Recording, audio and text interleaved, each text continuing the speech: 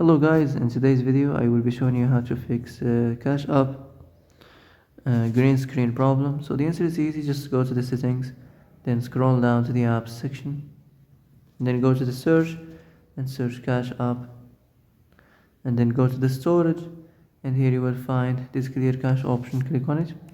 Now you can go check it if it worked, and if it didn't you can try to restart your phone or turn the Wi-Fi off and on, or the Bluetooth or the airplane mode. Also you can try to clear data, but be careful. If you clear data, all this application's data will be deleted. This includes all files, the settings, the accounts, the databases, etc. So be careful if you want to clear your data. And that's it for today's video. I hope this is the answer you've been looking for. If you like this video, don't forget to like and subscribe, and see you in the next video. Thanks for watching.